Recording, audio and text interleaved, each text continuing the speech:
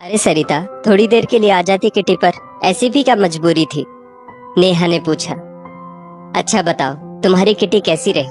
बाकी सब मेंबर्स तो आए थे ना? सरिता ने पूछा। हाँ, सब आए थे, हमने बहुत एंजॉय किया, पर तुम आती तो मजा दुगना हो जाता, नेहा ने कहा। तभी पिछले कमरे से सरिता की सास की खांसने की आवाज आती है। सरिता झट से उठने लगी। मैं अभी आती हूँ, सरिता ने कहा। अरे केयर टेकर तो है ना, तू क्यों इतना परेशान हो रही है? नेहा ने कहा।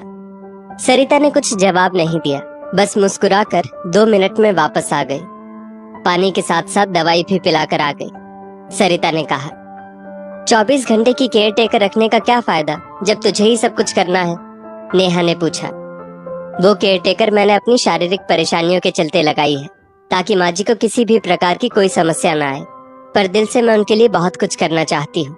तुम तो जानती हो, मुझे कभी भी माइग्रेन की समस्या हो जाती है, 2-3 दिन बिस्तर से नहीं उठ पाती, इसलिए माँ जी की सहायता के लिए केयर टेकर रखना जरूरी हो गया था। मेरा मन नहीं मानता ऐसी बीमार अवस्था में माँ जी को छोड़ एंजॉय करने का। उनके पास बैठी रहती हूँ तो तसल्ली रहती है, सरिता ने कहा।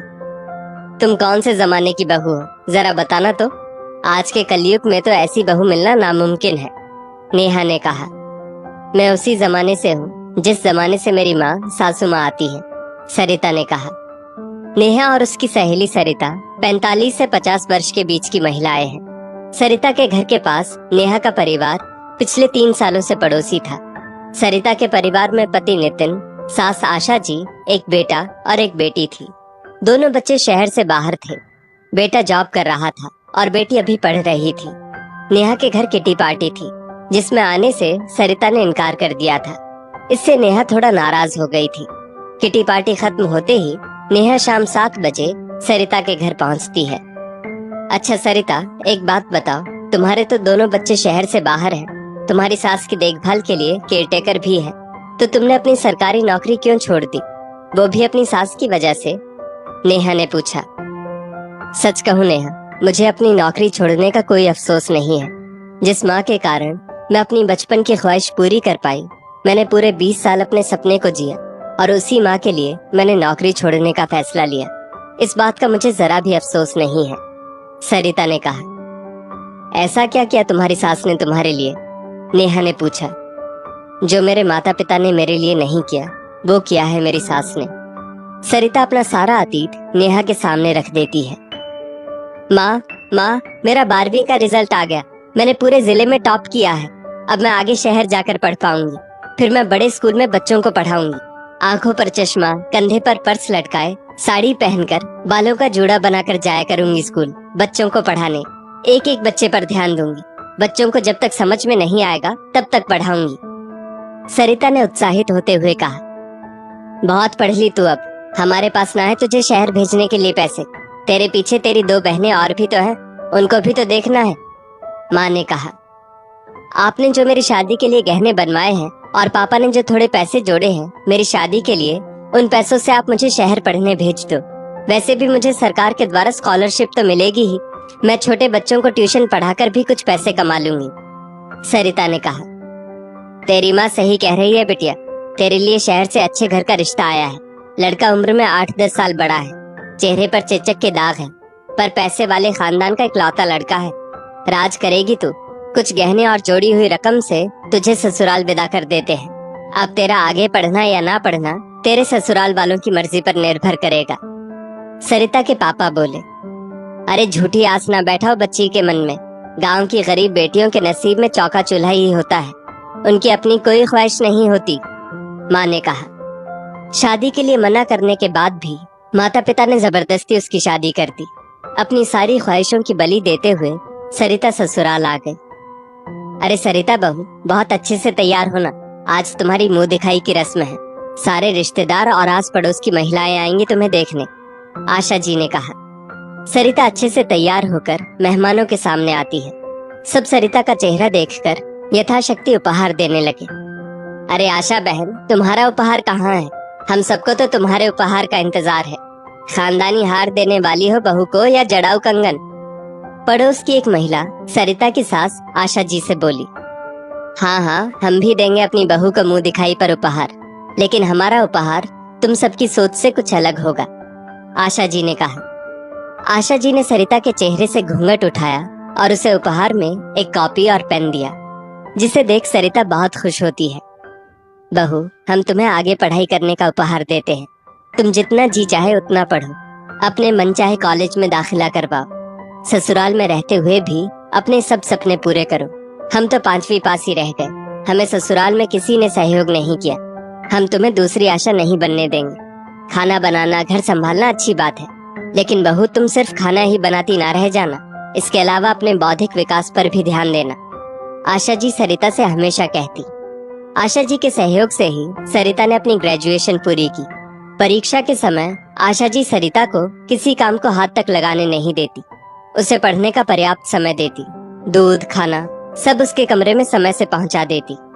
2 बच्चे होने के बाद भी सरिता ने सास आशा जी की मदद से बीएड की और एक सरकारी स्कूल में टीचर की पोस्ट से प्रिंसिपल की पोस्ट तक पहुंच गई।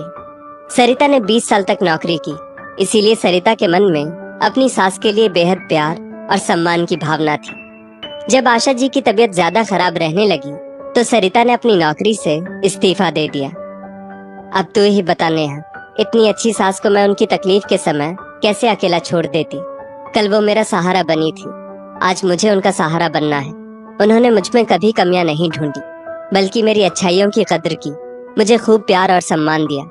मेरी बहनों की शादी में भी मेरी सास ने यथासंभव आर्थिक सहायता की। महीने भर पहले से ही मुझे मायके भेज देती थी मदद करने के लिए। सबके विरोध के बावजूद उन्होंने मुझे हमेशा आगे बढ़ने को प्रोत्साहित किया। साइकिल तक न चलाने वाली लड़की को उन्होंने कार चलानी सिखाई। जब मेरे ससुर जी सास के ऊपर नाराज होते हुए कहने लगे, आशा तुम्हें अपने खानदान की इज्जत का जरा भी ख्याल नहीं है, हमारी बहू बिना घूंघट के सड़कों पर स्कूटी कार चलाएगी, लोग क्या कहेंगे। तब वो कहती, परिवार की भलाई से बढ़कर मेरे लिए कोई प्राथमिकता नहीं है। सरिता ने नेहा को बताया, सरिता तुम तो रोज अपनी सास को हाथ पकड़कर वॉक करने भी ले जाती हो, ऐसा लगता है तुम दोनों सास बहू ना होकर माँ बेटी हो। नेहा ने कहा, हाँ हम माँ बेटी की तरह ही हैं। उन्होंने माँ बनकर मेरी प्रेगनेंसी के समय मेरी खूब सेवा की। आखिरी महीनों में मेरी प्रेगनेंसी में कॉम्प्लिकेशन आ गई थी, तब उन्होंने मुझे बिस्तर से हिलने तक नहीं दिया, मेरे आराम का पूरा ध्यान रखा, ना कि दूसरी किसी सास की तरह मुझे मायके भेज दिया। इसलिए आज मैं उनके आराम का, स्वास्थ्य का पूरा ध्यान रखती हूँ। उन्हें बढ़ती उम्र के कारण चलने फिरने में समस्या आ गई है। मैं हाथ पकड़कर उन्हें सुबह शाम की सैर पर ले जाती हूँ ताकि उन्हें अच्छा महसूस हो, सरिता ने कहा। हाँ सरिता, तू सही कह रही है। बहू ही होती है जिसके सहारे बूढ़े सास ससुर अपना जीवन अच्छे से व्यतीत करते हैं। मेरी सास ने तो मेरी शादी की शुरुआत में ही मुझे इतना परेशान किया था कि अब मेरे मन में उनके प्रति जरा भी अच्छी भावना नहीं बची। खाना पीना, दवाइयाँ सब समय से देती हूँ, पर बेमन से। उनके प्रति जरा भी इज्जत नहीं है मेरे मन में। अब उनका साथ मुझे बोझ समान लगता है। बात बात पर मेरे पति से मेरी शिकायत करती, छोटी छोटी बातों से मेरे और मेरे पति के बीच दूरियां पैदा करती, मेरे ऊपर ताने बरसाती, मेरे मायके वालों को भला बुरा बोलती। पता नहीं मेरी सास को मेरी जिंदगी बर्बाद करके क्या मिल रहा था। अब वो पूरी तरह से लाचार हो गई है, मुझ पर आश्रित है, पर मैं पिछली कड़वी बातें, उनके मुझ पर किए वो अत्याचार भुला नहीं पा रही। इसलिए मैं उनके साथ काम से काम रखती हूँ। मैं उनके लिए सिर्फ दवा करती हूँ, दुआ नहीं। सरिता, तुम बहुत किस्मत वाली हो जो तुम्हें इतनी समझदार व प्यार करने वाली सास मिली। सच कहते हैं लोग, बुढ़ापे का सहारा बेटा या बेटी नहीं बहू होती है। बहू के त्याग और सेवा को समझना चाहिए, बहू से बनाकर रखनी चाहिए। वही बुजुर्ग सास ससुर का बुढ़ापा संवारती है, जैसे तेरी सास आज बहू का सुख भोग रही है। सास को भी मेरा राजा बेटा, मेरी रानी बेटी की रट छोड़ मेरी अच्छी बहू रानी की रट लगानी चाहिए, नेहा ने हंसते हुए कहा। दोस्तों, बहू ही होती है जिसके सहारे बूढ़े सास ससुर अपना जीवन अच्छे से गुजारते हैं। अपनी बहू को अपनी बेटी ही समझिए, उसके साथ अच्छा बर्ताव करें, उसे पराया महसूस मत कराएं।